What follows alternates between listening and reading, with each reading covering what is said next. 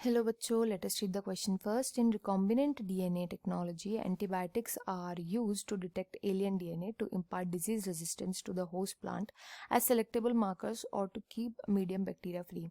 Basically पूछा गया है recombinant DNA technology में antibiotics का क्या यूज़ होता है, ये हमें बताना है. बहुत ही ज़्यादा important question है ये. तो यहाँ पे हम जो की concept पढ़ेंगे वो होगा selectable markers. देखो, एंटीबायोटिक्स जो होती है ये जो प्रेजेंट होती है रिकॉम्बिनेंट डीएनए टेक्नोलॉजी में, प्रेजेंट कहाँ पे होती है? अब एंटीबायोटिक हम यूज तो बोले, पर ये किस स्टेप में प्रेजेंट होती है? तो ये प्रेजेंट होती है वेक्टर्स में.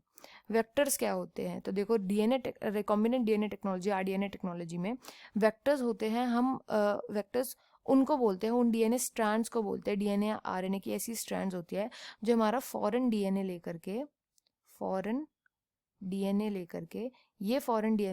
ये जाते हैं होस्ट सेल में. तो बेसिकली इनका काम क्या होता है? हमारे फॉरेन डीएनए को डिलीवर करना, होस्ट सेल तक पहुंचाना, ताकि हमारा जो होस्ट सेल है वो हमें डिजायर्ड प्रोटीन दे दे, बिना हार्म किए हमारे फॉरेन डीएनए को होस्ट सेल तक पहुंचाने. इस तो जो ये वेक्टर्स होते हैं ना, इन वेक्टर्स को अब हम आइसोलेट कैसे करें?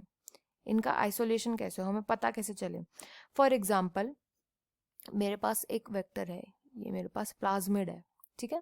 इस प्लाज्मिड के अंदर अब हम क्या करते हैं, ये हमारे पास एक रीजन है, इसको मैं बोलूंगी एम्पिसिलिन रेजिस्टेंस.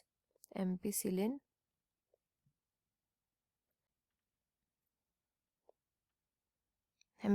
रेजिस्टेंस रीजन है यहाँ पे. यानी कि इस बैक्टीरिया के अंदर एक ऐसा रीजन है, इस ऐसे कोड्स यहाँ पे प्रेजेंट है, ऐसा प्रोटीन इस रीजन की वजह से बनता है, जिसकी वजह से अगर इस प्लाज्मिड को मैंने डाल दिया एम्पिसिलिन जो एंटीबायोटिक होती है, एम्पिसिलिन एंटीबायोटिक वाले अगर उसमें डाल दिया, रीजन में अगर मैंने डाल दिया, एक मैंने प्लेट ली उसमें मैंने एम्पिसिलिन डाल दिया.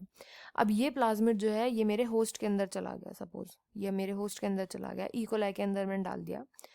तो उन इकोलाई को मैं ग्रो कर रही हूँ एम्पिसिलिन एनवायरनमेंट में.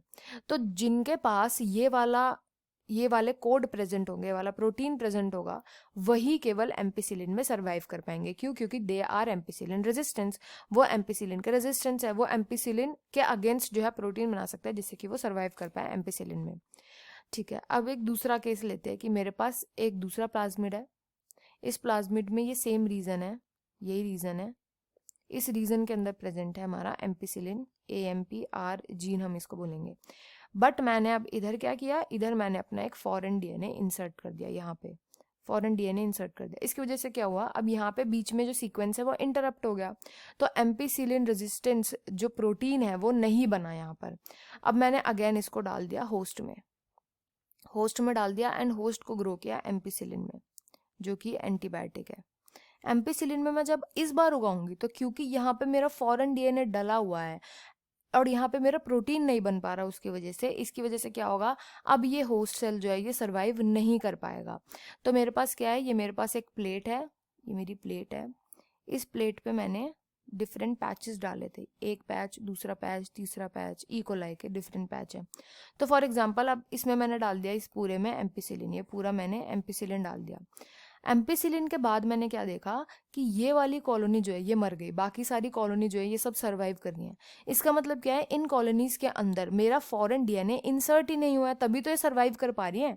सर्वाइव तो केवल वही कॉलोनीज कर पा रही थी ना जिनमें मेरा एम्पिसिलिन रेजिस्टेंस जीन बन रहा था, और इस एम्पिसिलिन रेजिस्टेंस वाला जो प्रोटीन है, सॉरी, जब वो बन रहा है, तो इसका मतलब क्या है, मेरा फॉरेन डीएनए यहाँ पे इंसर्ट ही नहीं हुआ.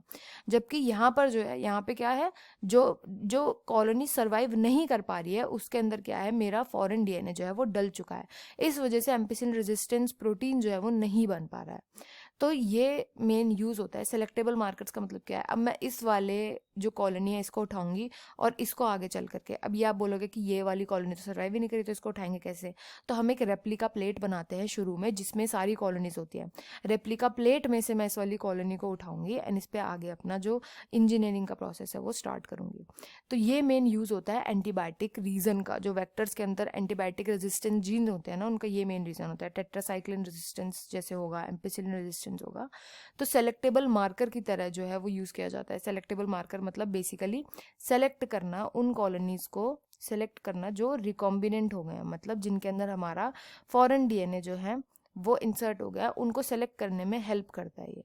तो इस क्वेश्चन का राइट आंसर ऑप्शन सी हो जाएगा। I hope you understood well. Best of luck and thank you.